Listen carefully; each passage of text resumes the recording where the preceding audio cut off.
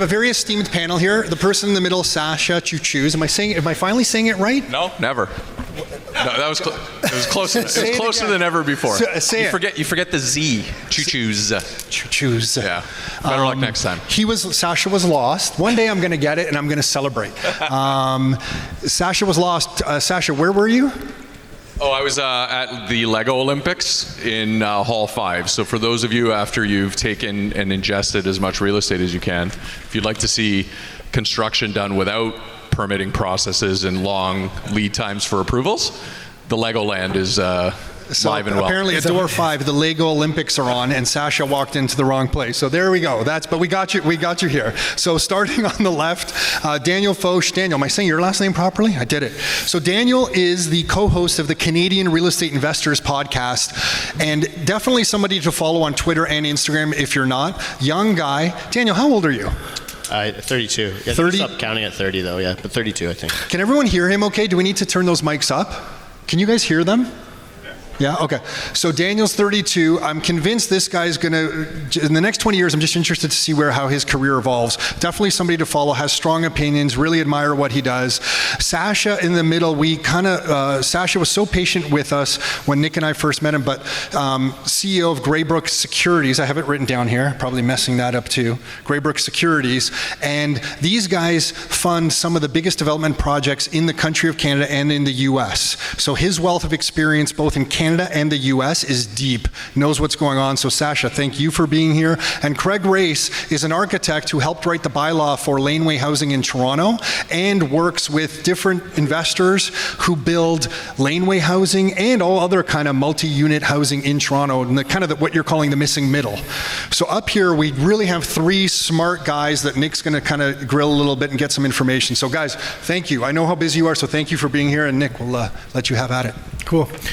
Yeah, I don't know where to start. I feel like everything's such a flippant disaster that I don't know where to start. Look, what do you guys think? Like, is Canada just too dependent on housing? Because you hear that a lot, right? Like, it's just like everything revolves around housing. Because I see people post different things on, there's, Twitter, and there's different articles, and it's like, and I just feel like they give housing too much credit. I know how much of a percentage of a GDP it's playing. Are we too dependent on housing, and do we need this like massive reform there to get away from the financialization of things? Well, are we unique in that respect? I feel like every civilized country in the world is going through the same thing. Yeah, I guess. Is it to the same extent though? I'm just an architect. Keeps you busy. For my part, I think to the question, we have the most explosive population growth in the world, right? So people need places to live. That's just a fact. No matter what, yeah. No matter what the economic conditions or otherwise, like we need dwellings to match up with the people, whether they're to rent or buy. And I think that the need for population growth is something that's sometimes lost on people. It's not a political statement of any sort. It's the fact that we have a transition with a demographic shift in our country that's, more people retiring than coming into the working age population. We have household formation that's a lot lower than in some other countries as it relates to like organic population growth. So the only place where we can bring in the working age population necessary to pay for the social infrastructure our country's accustomed to is through immigration. So you're saying so in some ways we are, but it's a necessary evil, basically. Well, it's not an evil. Like everybody takes into account, when they think of like 11% of GDP being population or real estate. They think of it as from an investment perspective. There's an entire supply chain, right? From architects to construction people to everything else in that ecosystem that generates income for the country and income for households. So I think it's diversified within that lump of real estate, and my vantage point would be that there's no other way to do this when you have this much growth in population. What do you think, Daniel? I would agree with most of that. I think when you want to grow it, I think we're the 3rd fastest population growth in the world right now. The only populations that are, if you look at Q3 data last year, it would annualize out to like almost 4%. Obviously, they're going to try and slow that down, but like we have a system where our birth rate is the lowest it's ever been. And that's a problem for a system where you have 11 million people approaching retirement age, and you have a pension system that needs to be continued to be paid into, an entitlement system that needs to continue to be paid into. Most countries find something that they're good at, and then they sell that to the world. It just so happens that it is a shame from my perspective, because we're the most resource-rich economy in the world, but it seems like the thing that we've found that we can sell to the world right now is becoming a Canadian. And that's good, there's nothing wrong with that, but that's where our economy is at right now. And in order to do that, in order to do a decent job at that, you have to have an economy that's overexposed to housing. I think the last piece that I'll leave with that is even the government has made it clear that they want to be overexposed to housing. 17% of their deficit spending is going towards basically propping up the housing market through the purchase of CMBs. So usually when you hear of CMB purchases, the Bank of Canada doing it. They stopped doing that in like 2020. Now the government is basically issuing... And CMBs are Canada Mortgage Bonds for anyone. Yeah, so the way CMHC insures mortgages is they buy them off the banks and they sell them they add the insurance and then they sell them package them and sell them as Canada Mortgage Bonds. The government is now insuring these. They've increased the issuance by 50%, so they've added 20 billion of Canada Mortgage Bond issuance, and they're becoming the primary purchaser of them, functionally to kind of keep the yield curve down on those insured mortgages, to keep liquidity in the bottom end of the market for owner-occupied home buyers, but also to keep liquidity in the market for purpose-built rental construction through MLI Select. And so even the government, like even sovereigns, are making it clear through fiscal policy. The only time you really see governments cross that line and start buying mortgage products is kind of on the forefront of a crisis, I would say. The US did it, Fannie and Freddie stuff in 07, 08. It's happened in a lot of other economies around the world. They're really putting all their eggs in the housing basket because it's the most important problem to solve for our country right now. So Sasha, maybe to you, then with the immigration changes, so having that, so they're trying to solve that problem, and then but you're on the flip side, on the development side, so you're creating these. So to me, you're basically manufacturing a product that is in need.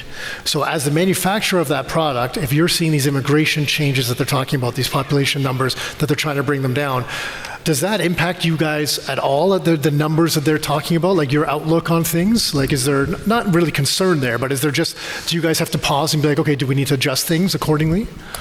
Yeah, we take it into account. We don't have to make many adjustments, and I'll tell you why. Because where we operate in Canada, like in the US, we're more diffuse, so we're in multiple markets. In Canada, we're in Southern Ontario.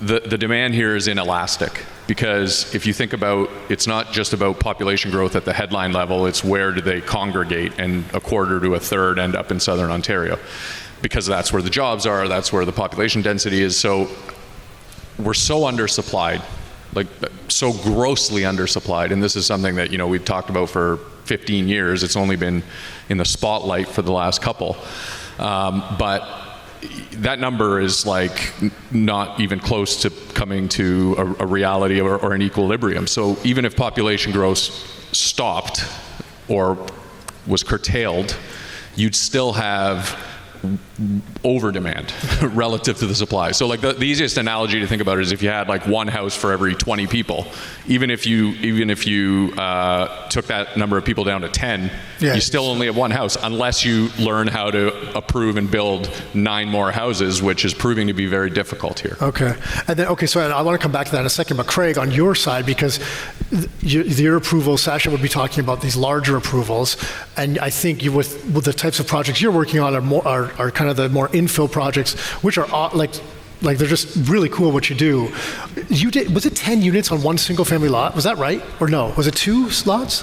Well, it started as 1 lot, but it became 2 lots with 5 units per lot. That's what you did, yeah, okay, So it's like those types of things. So when it comes to approvals for those types of things, I think you posted something a few weeks ago where you're like, this is bullshit, because it's such a pain in the butt. Like, what are you, because you're nodding to Sasha's point, but what are you seeing on that and that side of things to get those types of projects done to try to fill some of this need? Well, I think that's why it's a hot topic. Everyone can agree housing is a right, but control of it has been under the guise of people who treat it as a privilege.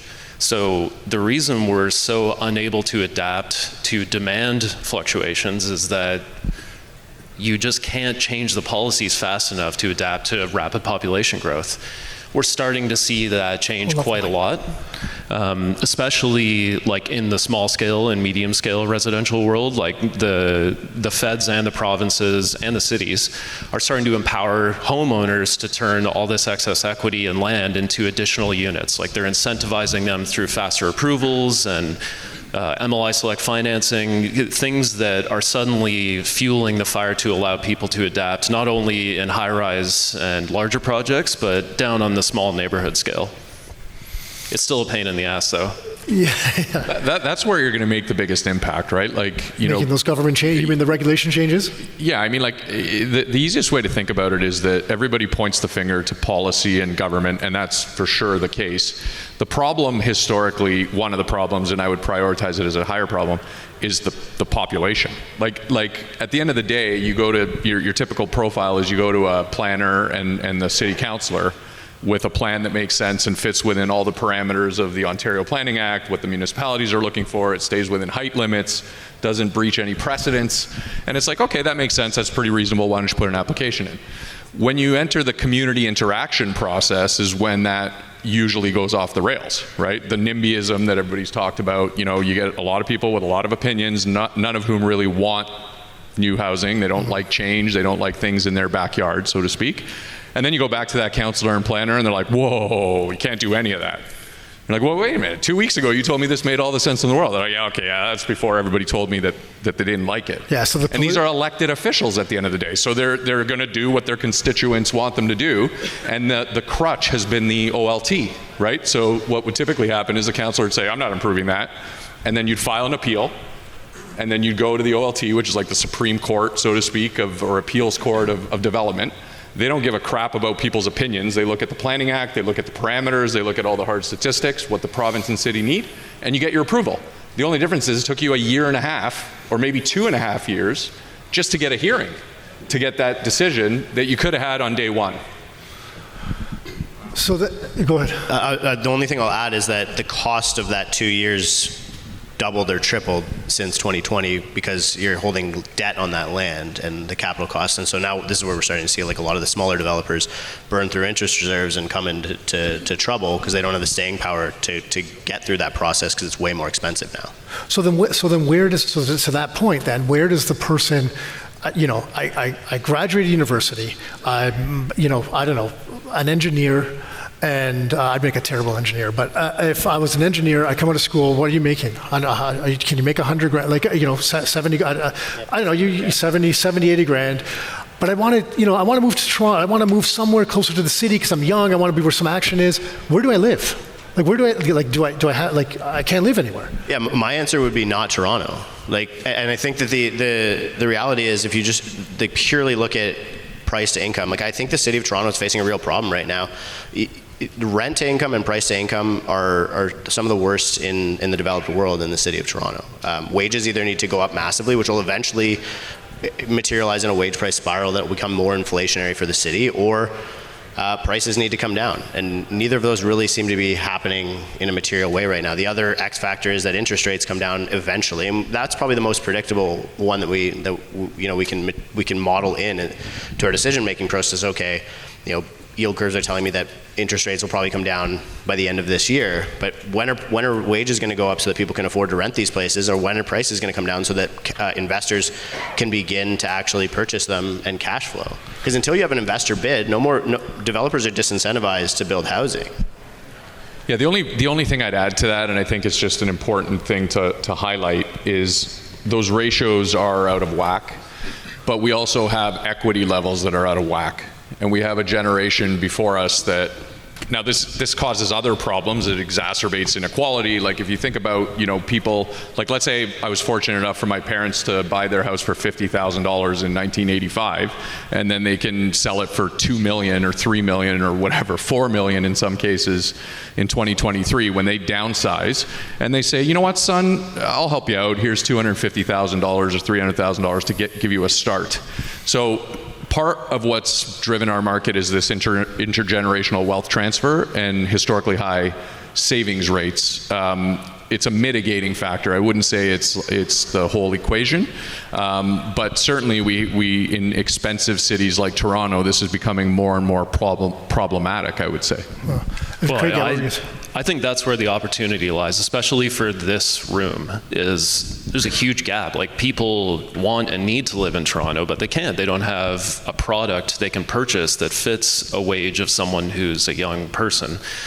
And the fact that we're seeing policy changes that allow people to build multiplexes and garden suites and things like that, and we're starting to see things like condominiumizing of those units. Like, we're going to create, just through the grassroots movements of the developers in this room, those kinds of products that people will start to buy, because there's nothing under the $1.3 million point that you can acquire. So we need to create it, and suddenly the confluence is starting to happen where that's going to be a thing. And that's what I was going to ask you. With your projects, what type of units are you trying to build? Like, is it 2-bedroom units at a certain square footage? Like, are you trying to gear towards like a young couple starting out having their first kid? Like, what's your logic with those types of things? Well, the good thing about where housing policy is going is that flexibility is becoming inherent. So eliminating things like floor space index and the size of the primary unit in a home, those things are going away. And now you can do whatever you want. So you can create one big unit over top of 3 tiny units. You can create a whole bunch of multi-bedroom units. The fact that the regulation is stepping out of the way means you can create a project customized to its context. So if you're near a school, you can create student housing. If you're in a large neighborhood, you can create 3 luxury homes on one lot. The fact that flexibility is inherent to the policy means it doesn't matter anymore. Sasha, what's going on with the single-family homes? Are we going to build any more? I know it's a big question, but I just mean, like, because you see some of the pipelines, and you see the lands being acquired and stuff like that. And from what you guys are seeing, like, is there? I know it won't be in Toronto proper, but is there? Do you feel like the percentage of the construction pipeline that is single family or ground related housing will start to balance out a little bit? Short answer, yes. Okay. And let me give you I know there's the a longer longer answer. Yeah. Before I go on, I want to. There's one caveat I think that all of us will agree. It's not a caveat. It's sort of a little bit of a motherhood statement. This doesn't sound all that appealing. If you're listening to this, you're like, oh my God, there's problems everywhere, and challenge over here, challenge over here, challenge over here. I would take this 20 times out of 10 relative to other markets in the world. Mm-hmm. Okay, so what do I mean by that?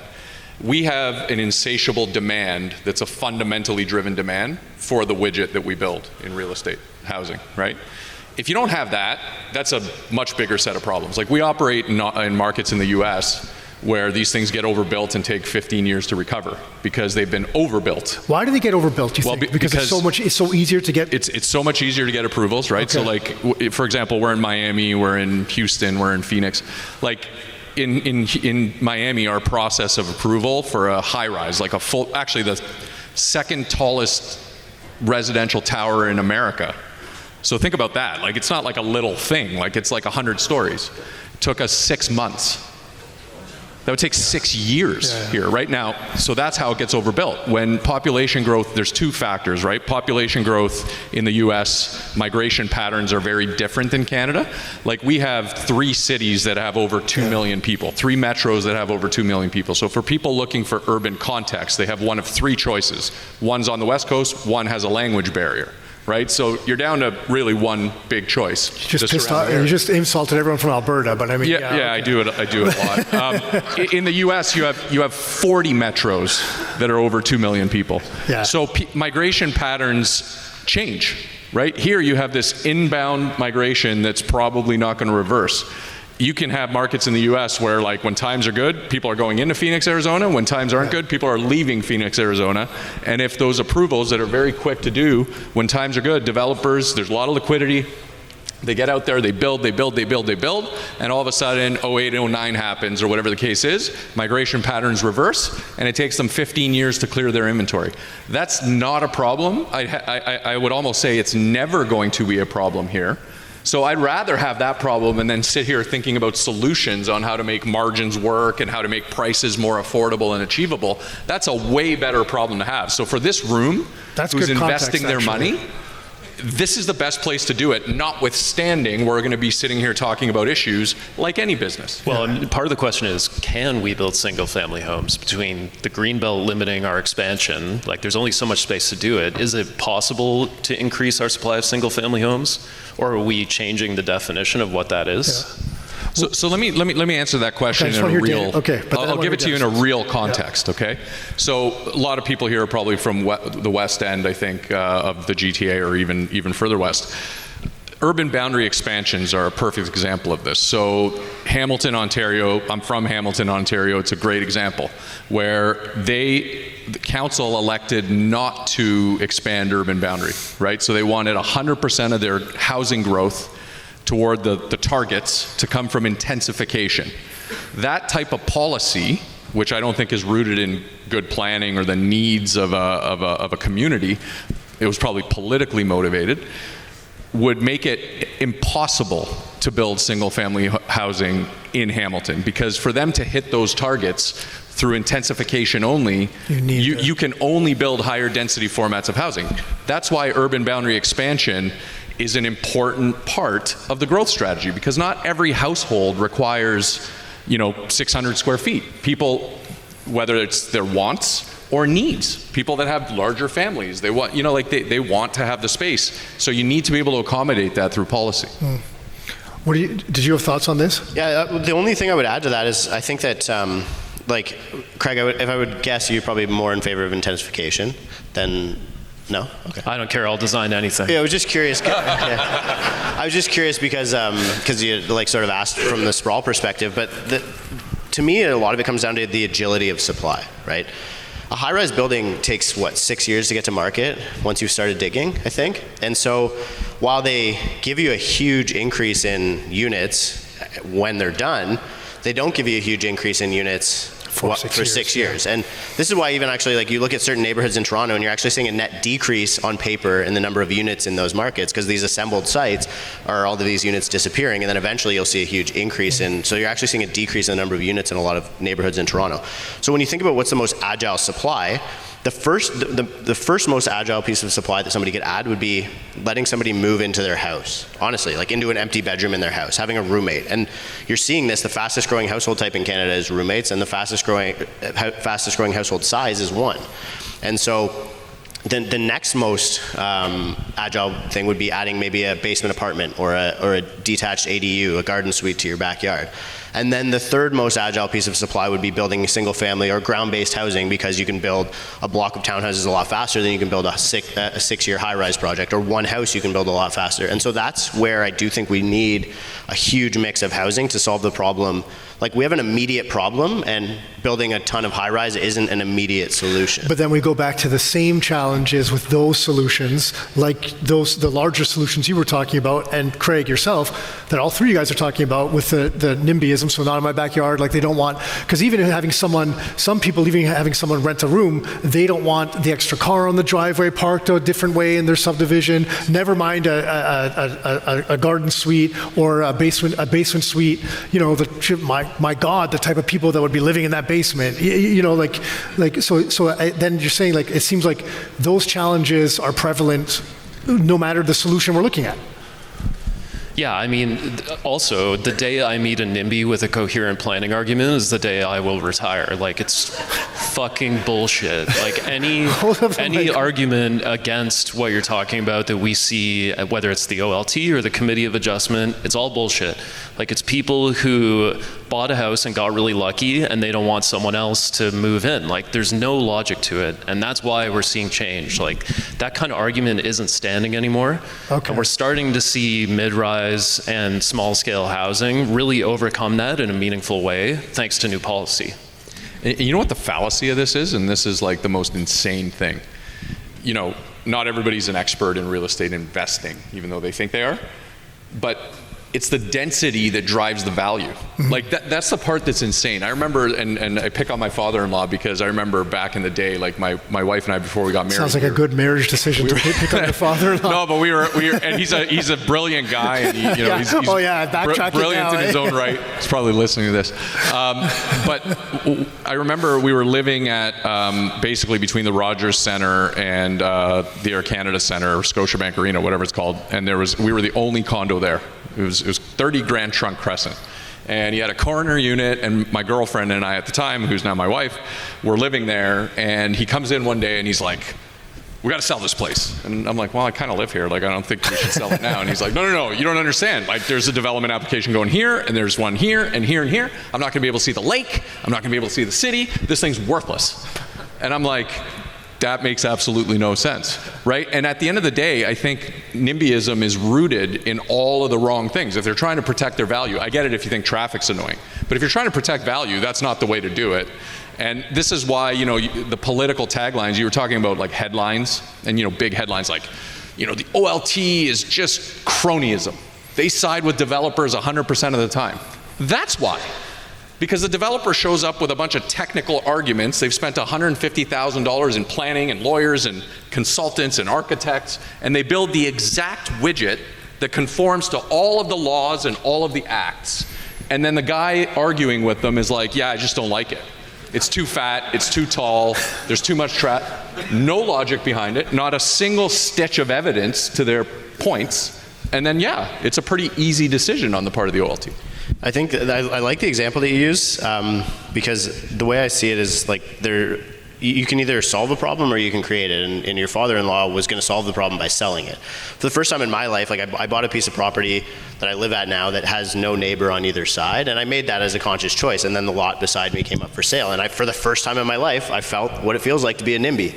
And I was like, I'm going to have to solve this problem by buying this lot. Did you? Yeah, I was going to ask. Yeah. And merge them and turn it to a large multi-unit building, right? But no. I should step out of the way here. But this is the point. I'm not going to do that. But because I would actually have no objection to having an intensified building beside me. But the point is, like, if people have a problem, they're creating the problem. They're not making any effort to solve the problem when they have a bunch of people solving the problem. And so, like, I just think it's pure value destruction from my perspective. When you put it into different analogies, I think it helps people understand the ridiculousness, okay? Imagine there was a pothole on the middle of Yonge Street, and you needed to fix the pothole because it's crippling your infrastructure, right? Cars can't get where they're going, whatever. Housing is infrastructure. It's absolutely infrastructure, especially amidst population growth of this size, okay? Now imagine that pothole, before you fixed it, a letter went out to everybody who lives or works in the area and gave them a month to formulate their opinions on if that pothole should be fixed, when that pothole should be fixed, what time of day, what type of drill, is it too loud, right? And then that process unfolded, and it's like, well, you can't do it on Tuesdays. I walk my dog past here, and the ears of the dog, it's a problem, and there's a shadow here, and blah, blah, blah. Yeah. You'd never fix the friggin' pothole. Well, housing is the same thing. If you think about the process, anybody here that's renovated a home, right? Cut down a tree branch, it's taking you 10 months. I wonder why we have a supply issue. Can't put my finger on exactly why. In the small scale world, like, we're seeing policy overcome those things. Like, it's way easier today, even than 6 months ago, especially 3 years ago or 6 years ago. Is that the case in the high-rise world? Like, is it a full-bore change, and like housing's just easier to build now, or is it only in my scale of the world? Well, I'd answer it this way. Policy is assisted. It's not going to get us all the way there because there are other constraints. Infrastructure, right? People, staffing. We have 4 buildings on the Queensway between Islington and Kipling, and for 3 years, they had no planner on staff. You couldn't advance an application if you wanted to advance an application. That's not a policy problem, that's a staffing problem, right? So there's problems all through, and it's very difficult to fix them all. But this is why there's a relentless upward pressure on price. right? So like you can't suck and blow at the same time. Yeah. Like the markets get overbuilt. You watch prices go backwards real fast and And stay then everyone that way. freaks out about that, right? So then, where's the opportunity? Like, because when I hear this, I mean, in my opinion, I always think that this lack of housing is an opportunity for me, because if you're fixing a problem, so that's where some of these infill projects, even something as simple as adding an accessory dwelling unit, you're all of a sudden your income on your property can jump, like things like that. So where do you guys feel like, either small, medium, or large investors, like where are the opportunities then now in today's market with where things are at? Like I guess for each of you, start. Dana, maybe you go first. To me, it's like whatever the cheapest unit that you can bring to the market, do that. Like if you own a wartime bungalow and you can put a basement apartment in it and it'll cash flow, or when you refi it out, it'll pay for what it costs you to put that in. Do it. If you can put a detached ADU in the backyard, like agility of supply from my perspective, when you talk about like this excess demand that exists, we will always have a lineup of people looking to buy homes. We also will always have a lineup of people looking to sell homes, or sorry, to rent homes, because the majority of people, especially young people, cannot afford to buy homes, and that's not going away anytime soon. You put that chart up, housing affordability is the worst it's ever been in this country. That's not a problem that solves itself within, like even a crippling recession will not solve that problem immediately. And so if you can bring affordable rental to the market quickly, you will make a lot of money in the process. And that is something that from my perspective exists even in the city of Toronto. I've never ever felt that there was a way you could make a viable investment as a small cap investor in the city of Toronto. But now that you can put 4 units on it, or 10 units in MTSAs, Five. 4 plus 5 1, as of right now. And with no development charges. This is the other thing. Like a lot of people, you hear like you get these ads in your Instagram feed, and it's like arbitrage, Airbnb arbitrage, something arbitrage, right? Most people don't actually know what an arbitrage is. The simultaneous buying and selling of a security or something at different prices in the market. So I can buy something at a cheaper price and then put it in the market for a better price. If you're building 4 units, you're doing it without development charges. At 5, you get development charges, right? Yeah. Not if you hire me. Fair. Okay. There you go. So there you go. You could have a high-rise right beside you that's building the same unit. Their construction cost is, what's it, $800 total creation costs? Yeah. Their total creation costs are $800 a square foot. Yours are, what, $450, $500, $600? Okay, so you got a 30% advantage on construction costs. Then you don't pay development charges. That person beside you is paying $90K development charges to put that unit up. You're paying 0. They rent for the same amount. If not, you might actually rent better on the fourplex than you will in the high rise. And so you actually have a real arbitrage. You're selling it through rent to the market at the same price as the developer right beside you, because that's how messed up planning is in the city of Toronto. There's going to be a high rise right beside your fourplex. But you're selling it to the market at the same price. You get it at a deep, deep discount to the market. If those high rise builders are still building, they're smarter and far richer than us. I think you are, at least for me. And you should still be doing it. That's my thought. Well, what's interesting about that typology that I'm seeing is that the land acquisition cost is still very high. So even with that arbitrage, it's pretty thin. Like, because you're competing against a home buyer that's willing to pay way too much money for something.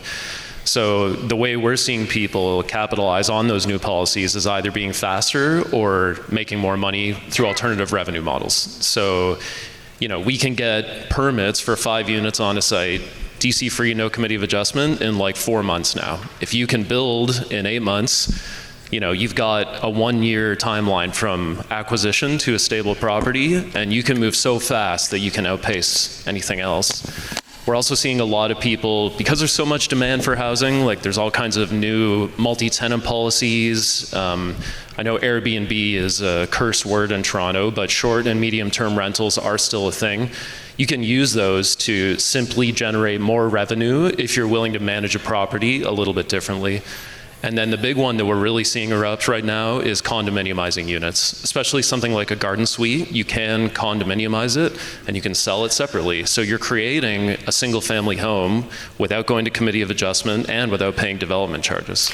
But don't you think that's going to be, and this is, we're going to run out of time, but just very quickly, because isn't that going to be a little bit of a problem? You have a fourplex with an accessory, or 3 with an accessory dwelling unit. Then you need a condo corp, you need audits. There's a lot of overhead to that is like, then you're fighting with your neighbors about who wants to maintain the grounds and stuff. I'm just wondering it's how not that easy, trend's and that's why go. like the people that are succeeding at it can systematize it and they can do it efficiently. Yeah. And when you can do that, you have a huge advantage. Like no one else can sell a garden suite or a laneway suite or whatever in Ontario unless you're one of those few people who have figured it out. Yeah, okay, got it. Those people are becoming more and more common.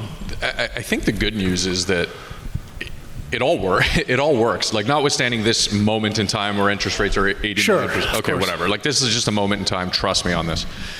It all works. And it depends on what the people in this room are looking to do, right? Like, so active strategies where you're like in there and you're doing it. Like, you're doing it. You're sitting with the architects and planners and permitters and whatever. You can make money. There's a market for that. Or, the large scale stuff where you're building big towers and, 400 unit housing developments. It's just like, you give your money to somebody and they do it and you get a return on it. And it works for every aspect because all of the housing is required. There's different people. There's no typology, right? So the point Dan made where, it's like over here you have a garden suite and over here you have a high-rise building right next door.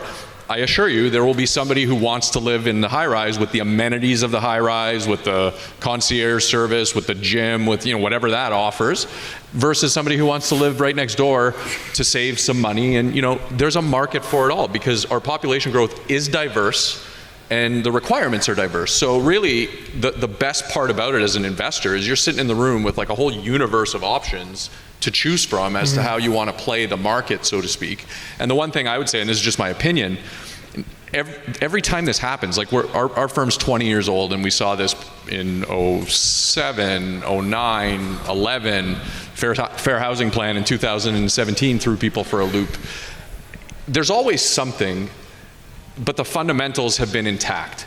If the fundamentals change, now we got a different problem. Yeah. And until that happens, and I really do not foresee that happening given all of the variables and drivers we've talked about, it's just some version of timing and being patient and working with the right people.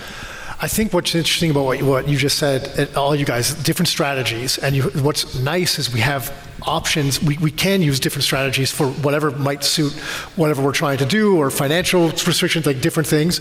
But then on top of that, because of the population base and the growth here, we have so many different areas. Whereas I know a lot of places in the U.S. even like there's just like it's like one town, and then around it there's not too much. Whereas here we have a ton, like we have different strategies in so many different areas that with those opportunities. And we're going to be out of time, so I want to ask you guys one last thing.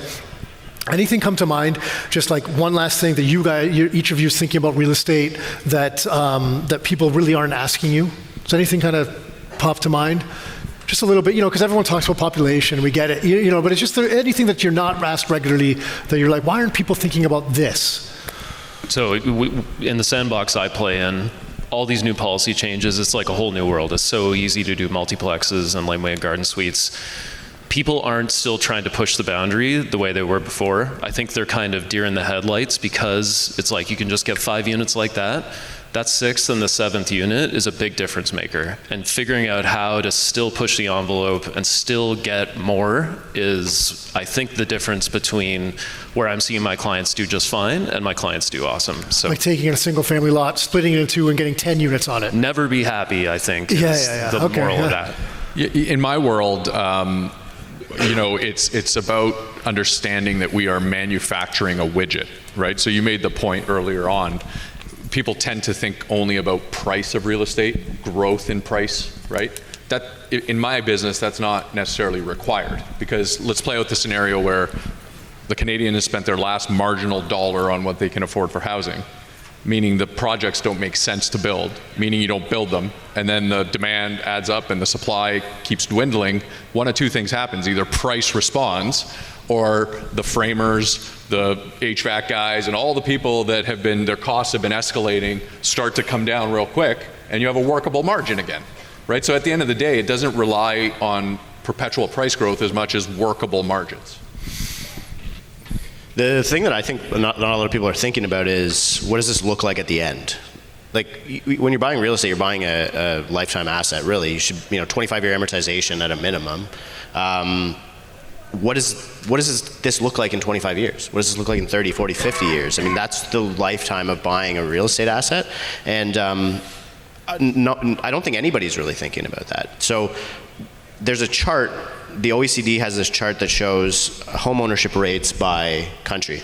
And there's a handful of countries to the left of Canada and a handful of countries to the right of Canada. And I would look at the chart. I would encourage all of you to look at the chart and say, does Canada want to move left on this chart or right on this chart? And my perspective is that we are going to see a consistent decline in home ownership for the remainder of our lives in Canada, and we'll end up in a renter's economy, much like Germany, Switzerland. I mean, I'm a Swiss citizen, so I'm very familiar with this, and it's a very healthy economy. Young people, they're invest in things they're passionate about. They start businesses. They're not just pumping money into their houses. Like, there's a degree of specialization and division of labor where we should want large institutional landlords. We should want people like this in this room who want to be expert landlords, being housing providers, and people can be consumers of housing, and that's the end game that we're headed for. I think the sooner that you can go and look at other places in the world that have that example, you can start making informed investment decisions on how to get there. Okay, and then just finally, just quickly, guys. So thank you. That was great. Where can people find you, and just kind of what are you up to? Just maybe Daniel, start here. Yeah, sure. My last name's pretty unique, so you can just Google me, Daniel Foch, F-O-C-H, and it'll usually give you whatever platform you're most likely to follow me on. So that's probably the easiest way. Okay. Sasha? For me, my firm's Greybrook, greybrook.com. Pretty easy. Do you guys to have any find projects on the go? So Greybrook's outside. We've invested RSP registered for us personally. It's my registered money with them. Put a bunch of in their development projects. The only at a time when there was a lot of people pitching all sorts of development projects, and you guys know some of the things going on. We steered clear of all of them, and Sasha and Peter were the only two guys, and it looked like so far, you haven't let us down yet. So it looks like we picked right. So, but so is there something that they can get information on out there, or no? Yeah, we always have things on the go. We kind of manage our, like right now, the thing about real estate development is you're not thinking about tomorrow. Like, you're not building and selling something tomorrow. It's coming online, to Dan's point, 4 or 5 years from now. Yeah. So you're trying to think about the long term of the market. So we always have a lot going on, and yeah, you can talk to the guys. Okay. And Craig? CraigRace.com. Okay. Perfect, and he's doing a bunch. Just to see some of the projects that he's doing when he think outside the box is really cool. Some of your stuff's really cool. So, and then these guys will be sticking around after. There'll be Craig and Daniel. We set up kind of some tables for you outside on that side. You'll probably be at your Greybrook with your guys out there as well, guys. But thank you very. It's really valuable to be able to kind of get insights from different people doing different things. I know for Tom and I, we value that. I hope everyone here does as well. So thanks for coming out this morning and stuff. Really thanks so much for having us. Thanks, guys. Thank you. Hey, thanks for tuning in. You can find every new episode of the Your Life, Your Term show on all the major streaming platforms. So Spotify, iTunes, Google Play. And if you'd like to get free copies of some of the books that we've put together, like these right here, or some of the reports that we've put together, like these right here, you can find all of those at www.rockstarinnercircle.com. That's www.rockstarinnercircle.com. That's it for now. Until next time, your life, your terms.